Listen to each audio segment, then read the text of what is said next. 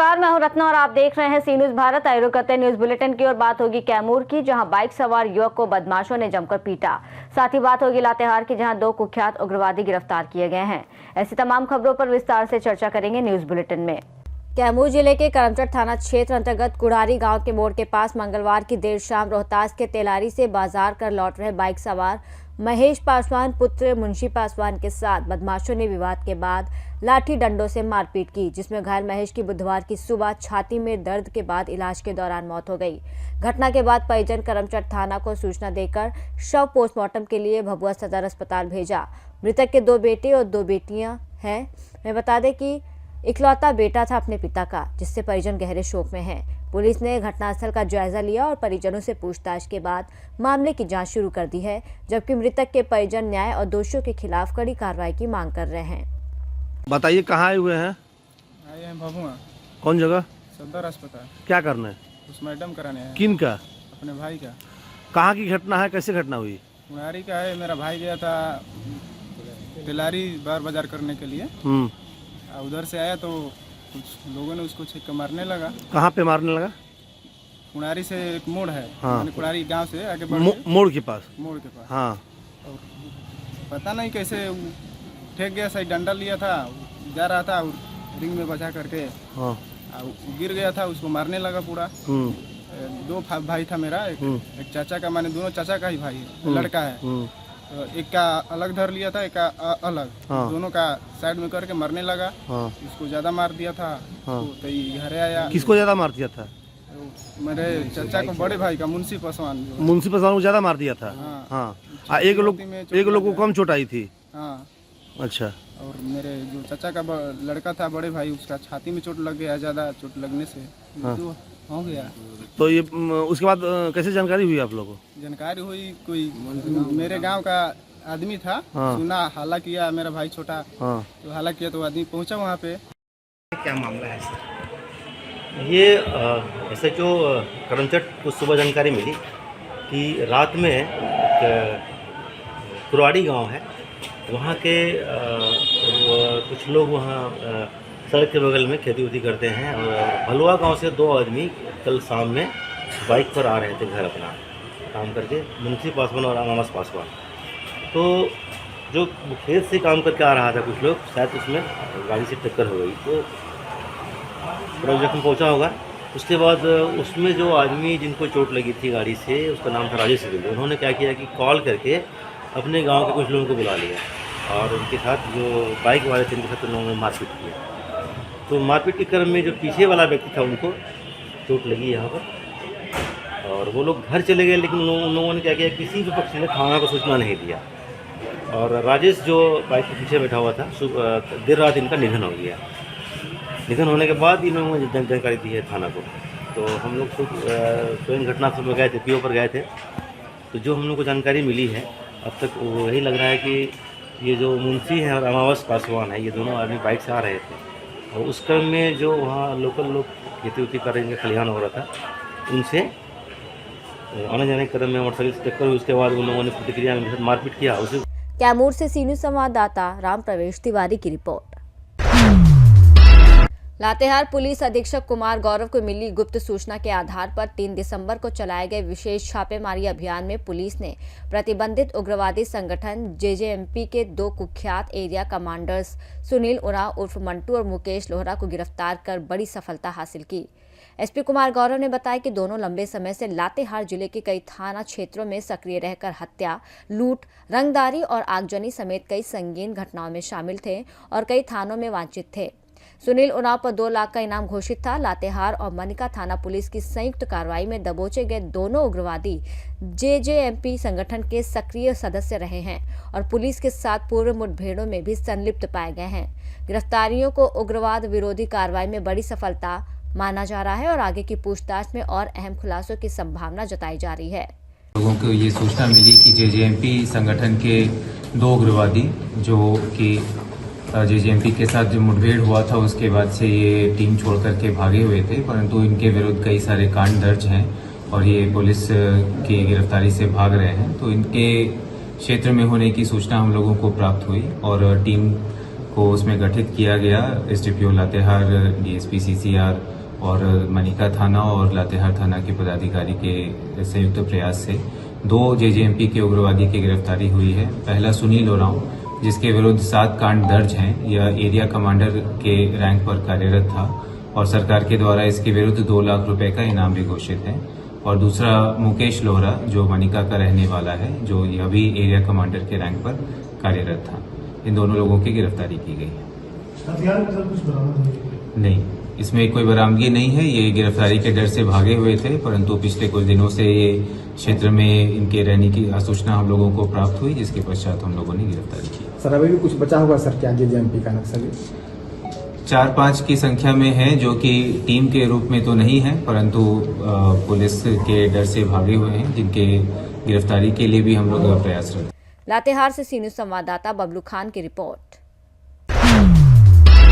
आगरमालवा के ग्राम हरनावदा में नशा मुक्त भारत अभियान के तहत ग्राम पंचायत परिसर में नशा मुक्ति शपथ और जन जागरूकता कार्यक्रम का आयोजन किया गया, जिसमें कलेक्टर प्रीति यादव और पुलिस अधीक्षक विनोद कुमार सिंह मुख्य अतिथि रहे। कार्यक्रम से पूर्व अधिकारियों ने किसान भंवरलाल व्यास और विष्णु प्रसाद व्यास द्वारा की जा रही अफीम की लाइसेंसी खेती का निरीक्षण किया और वैधानिक प्रक्रिया, लाइसेंस शर्तों का पालन, फसल की निगरानी, अपशिष्ट पदार्थों के विधि सम्मत नस्तीकरण संबंधी दिशा निर्देश दिए।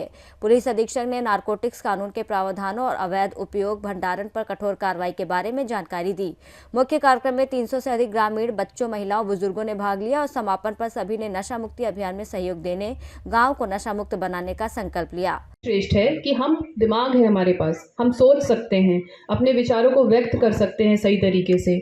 हमें सोचने समझने की शक्ति ईश्वर ने दी है, उसका इस्तेमाल करके हमने जीवन में, मनुष्य जीवन में बहुत कुछ उपलब्धियां हासिल की हैं। बाकी भी जानवर हैं जो सांस ले रहे हैं, चल रहे हैं, लेकिन वो सामान्य जीवन में ग्रोथ नहीं कर रहे हैं, आगे नहीं बढ़ रहे हैं। आज हम घरों में रहते हैं पक्के, ऊंची ऊंची इमारतें बनी हैं, सड़कें बनी हैं, गाड़ियां बनी हैं, नई नई शोध हुए हैं, दवाइयां खा के हम बड़ी से बड़ी बीमारियों का इलाज कर लेते हैं। वो मात्र इसलिए कि हमारे दिमाग पे हमारा कंट्रोल है। नशा ये करता है कि जो मानव की सर्वश्रेष्ठ उपलब्धि है, उसका दिमाग का इस्तेमाल, उसको ही खराब कर देता है। शारीरिक जो दुष्प्रभाव होते हैं वो तो अलग है। नशा जब भी आप करते हैं, कुछ समय में, छोटे समय में, बड़े समय में, आगे चल के शरीर आपका खराब करता ही करता है। दिमाग की जो खराबी होती है उसका सबसे ज़्यादा नुकसान है। जैसे कि बताया अभी कि बीड़ी, सिगरेट, तंबाकू के उत्पाद, शराब, इसके साथ साथ में जो मादक पदार्थ में आते हैं एनडीपीएस एक्ट 1986 के अंतर्गत, जैसे कि अफीम हुआ, चरस हुआ, इत्यादि चीज़ें हैं। इन सभी वस्तुओं का सेवन करने से हमारे शरीर का विकास। आगरमालवा से सी न्यूज संवाददाता अर्श अहमद कुरैशी की रिपोर्ट। बरेली के आंवला में मोहल्ला तारगंज की एक युवती का वीडियो सोशल मीडिया पर वायरल हो गया है, जिसमें उसने दावा किया है कि उसने अपनी मर्जी से निकाह किया है और उसे परिवार से जान का खतरा है। युवती ने बताया कि कई बार शादी की बात की, लेकिन परिवार ने अनुमति नहीं दी, जिसके बाद वह लड़के के साथ न्यायालय में निकाह कर ले गई। वहीं युवती के पिता ने 1 दिसंबर को 6 लोगों के खिलाफ अपहरण का मुकदमा दर्ज कराया था और आरोप लगाया कि मोहल्ले का अरमान अपनी बेटी पर गलत नीयत रखता था और 30 नवंबर की रात उसे डराकर अगवा कर लिया। पुलिस ने पिता की शिकायत के आधार पर अरमान, इस्लाम, अरबाज, फराज, सोनम और अफसरी के खिलाफ मामला दर्ज कर जांच शुरू कर दी है। मेरा नाम खुशनाज है, रहने वाली और मोहल्ला तारगंज की रहने वाली हूँ। मेरा पापा का नाम बेताब शाह है और मैं अपनी मर्जी से आई हूँ अरमान के साथ। मुझे ना ही किसी ने अगवा किया है, ना ही मुझे किसी ने किडनैप किया है। मैं अपनी मर्जी से आई हूँ। शादी भी मैंने कर ली है, कोर्ट मैरिज कर लिया, निकाह भी हो गया है मेरा। और मुझे अपने घर वालों से खतरा है। मैंने अपने घर वालों से कई बार बोला मेरी शादी करा दो, पर उन्होंने मुझे मारा बहुत, इसलिए मैं अपनी मर्जी से आई हूँ और मेरे भाइयों से मुझे खतरा है। अगर मुझे अरमान को कुछ भी हुआ तो उसके जिम्मेदार मेरे घर वाले होंगे और मेरे भाई होंगे और मेरे चचेरे तहरे भाई सभी होंगे इस सब में। आंवला बरेली से सी न्यूज संवाददाता अरविंद पेंटर। मेरा नाम खुशनाज है, रहने वाली और नासिक के मोहल्ला सतपुर तालुक के पुलिस रहने वाली स्टेशन में हूँ। दर्ज क्राइम के मेरे मामले पापा में का नाम जिसमें बेताब शाह आईपीसी है की धारा, और क्रिमिनल मैं अपनी मर्जी से आई हूँ अमेंडमेंट और एक्ट मान की के धारा, साथ इंडियन आर्म्स मुझे एक्ट ना की ही किसी धारा ने अगवा किया और ना ही मुझे किसी ने गिरफ्तार किया। NPOCAC 135 और मैं अपनी MOCCA मर्जी की से धारा आई हूँ, 3 शादी भी शामिल मैंने है। कर ली है, मुख्य कोर्ट आरोपी मैरिज कर लिया, भूषण निकाह लोधे भी और हो उसके जाएगा साथी प्रिंस सिंह लंबे और मुझे समय से अपने घर फरार वालों से थे। खतरा है। 15 नवंबर मैंने अपने घर 2025 वालों को से कई बार बोला मेरी शादी करा दो, पर उन्होंने बड़ौद मुझे मारा बागपत बहुत उत्तर था, प्रदेश में उनकी इसलिए मैं मौजूदगी अपनी की मर्जी सूचना से आई मिली, हूँ लेकिन और पुलिस मेरे की भाइयों भनक से मुझे लगते ही खतरा आरोपी है। भाग गए, जिससे अगर मुझे भूषण को अरमान पैर को में कुछ भी गंभीर हुआ चोट तो आई। उसका जिम्मेदार मेरे तकनीकी घर वाले विश्लेषण होंगे और और मेरे लगातार भाई तलाशी होंगे अभियान के और बाद मेरे टीम चचेरे चेहरे राजस्थान भाई के सभी होंगे कोटपुतली इस और फिर साथ में। नेपाल सीमा के पास महाराजगंज उत्तर प्रदेश गई, जहां दोनों आरोपियों को हिरासत में लेकर ट्रांजिट वारंट के तहत नासिक पुलिस को सौंप दिया गया। इस कार्रवाई का समन्वय पुलिस आयुक्त संदीप कर्णिक, पुलिस उपायुक्त अपराध किरण कुमार चौहान, पुलिस उपायुक्त किशोर काले और अन्य वरिष्ठ अधिकारियों के मार्गदर्शन में क्राइम ब्रांच यूनिट 2 के अधिकारियों और तकनीकी टीम ने अहम योगदान दिया। नासिक से सी न्यूज संवाददाता प्रकाश खैरे की रिपोर्ट। रायगढ़ में आरपीएफ पोस्ट पर तड़के हुई चौंकाने वाली घटना में एक हेड कांस्टेबल एस लाडेर ने अपने साथी प्रधान आरक्षक पीके मिश्रा पर फायरिंग कर दी, जिससे मिश्रा की मौके पर ही मौत हो गई। मृतक मिश्रा मध्य प्रदेश के रीवा जिले के रहने वाले थे और करीब 3.5 साल पहले अनूपपुर से रायगढ़ ट्रांसफर हुए थे। फायरिंग करने वाले एस लाडेर जांजगीर चांपा जिले के भाटापारा के निवासी हैं और रायगढ़ में अपनी पत्नी और बच्चे के साथ रह रहे हैं। घटना की सूचना मिलते ही आरपीएफ और पुलिस ने मौके पर पहुंचकर पोस्ट को सील कर दिया। आरोपी को हिरासत में लेकर पूछताछ शुरू कर दी है, जबकि आईजी बिलासपुर रेंज मुनव्वर खुर्शीद भी स्थिति की मॉनिटरिंग कर रहे हैं। प्रारंभिक जानकारी के अनुसार दोनों जवान 2001 बैच के हैं और लंबे समय से एक दूसरे को जानते थे। फॉरेंसिक टीम ने सबूत जुटाने शुरू कर दिए और फायरिंग की वजह से आधिकारिक बयान अभी नहीं आया है।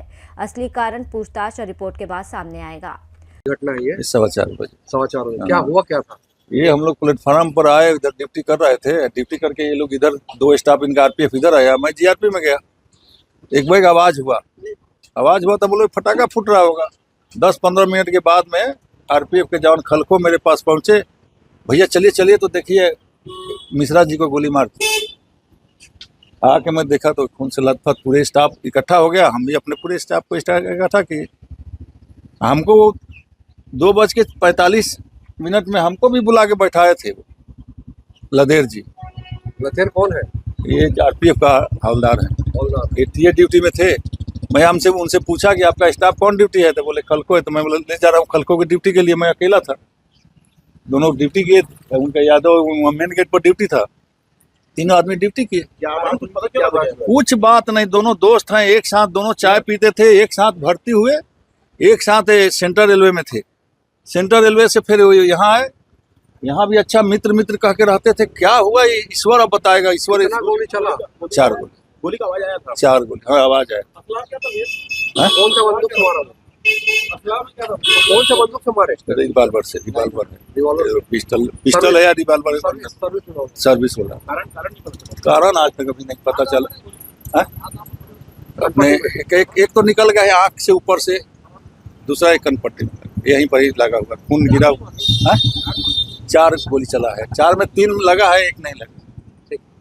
आरपीएफ में जिस पर घटना घटी, क्या लगता है सर, क्या कारण क्या था? देखिए, ये बड़ी अनफॉर्चुनेट, बड़ी दुखद घटना है कि एक हमारे हवलदार हैं केएस लाडेर, वो ड्यूटी पे थे, रोजनामचा और टेलीफोन अटेंडेंट की ड्यूटी पे थे आज।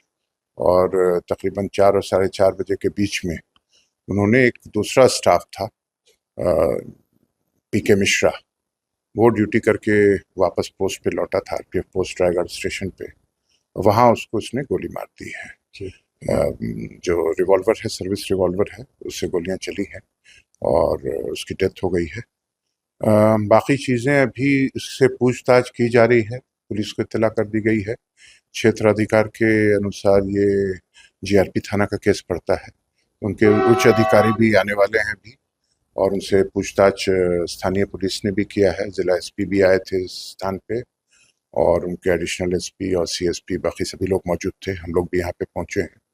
पूछताछ एक बार हो जाए, निष्कर्ष पे पहुँच जाए और जो फॉरेंसिक एक्सपर्ट्स हैं वो भी इस स्थान पे पहुँचे हैं, बिल्कुल समय पे पहुँच गए थे और उन्होंने वहाँ पे जो भी साक्ष्य मौजूद थे उसको प्रिजर्व कर लिया है। तो एक बार ये सारी चीज़ें हो जाएं तब हम कुछ बता पाएंगे आगे बताने के। प्रारंभिक जांच अगर आपने की हो, क्या कोई प्रारंभिक जांच से भी पहले का समय अभी है, क्योंकि अभी बताना आगे की जांच को कोई चीज़ इन्फ्लुएंस ना करे, तो एक वरिष्ठ अधिकारी होने के नाते मुझे अभी कहना पब्लिक डोमेन में ये मुनासिब नहीं होगा। जांच कर रहे हैं। हाँ, सारी चीज़ें चल रही हैं अभी, उसकी सीसीटीवी की फॉरेंसिक जांच होगी, उसकी जो फुटेज हैं वो भी होंगे। अब पुलिस करेगी क्योंकि उनका क्षेत्राधिकार पड़ता है, ये अनुसंधान जो है, ये तफ्तीश जो है उनके द्वारा की जाएगी। कितनी गोली चली होगी? 4 गोलियां दिख रही हैं खाली, और 3 का जो है एम्प्टी केस मिल गया है, एक का एम्प्टी केस नहीं मिला है, तो वो मिल जाएगा और फिर एक बार पोस्टमार्टम हो जाएगा। उसके बाद हम लोगों को बिल्कुल ही पता चल जाएगा कि कितनी गोलियां उसको लगी हैं। 3 तो डेफिनेटली लगी हैं। कारण कुछ आएगा सर? जी, कारण अभी बताना बड़ा मुश्किल है कि क्या वजह हुई होगी। पूछताछ, एक आदमी तो बेचारा हताहत ही हो गया, गुजर गया, और जो दूसरा है वो बहुत बोलने के इसमें नहीं है, इससे पूछताछ पुलिस कर रही है। चीजें नजर लतेर को अरेस्ट कर लिया गया सर? जी, जिसने गोली हाँ हाँ, वो पुलिस की कस्टडी में भी है, वहीं पे है, उसको कस्टडी में पुलिस ने ले लिया है। हाँ हाँ, सारी चीजों का जांच किया जा रहा है। जितने भी साक्ष्य हैं, जो गोली जहाँ पे लगी है, दरवाजे जो टूटे हैं, सीसीटीवी में जो कैप्चर हुआ है, सारी चीजों की जांच पुलिस कर रही है। एक बार वो लोग एक प्रिलिमिनरी इस पे पहुंचे कि इसमें प्रारंभिक रूप से क्या नजर आता है, हमसे शेयर करेंगे। घटना के दौरान दोनों अकेले थे या और कोई भी था सर प्रत्यक्षदर्शी? ये अभी हम बता नहीं पाएंगे, क्योंकि जब सीसीटीवी को पुलिस देख के हमारे साथ शेयर करेगी तो हम जरूर आपसे साझा करेंगे। जरूर, जैसे प्रोग्रेस होगा इन्वेस्टिगेशन का, हम लोगों के पास पता चलेगा, हम आपसे जरूर शेयर करेंगे। Okay sir. रायगढ़ छत्तीसगढ़ से सी न्यूज संवाददाता सरोज श्रीवास की रिपोर्ट। बुलेटिन में फिलहाल इतना ही। देश और दुनिया की तमाम बड़ी खबरों के लिए देखते रहिए सी न्यूज भारत।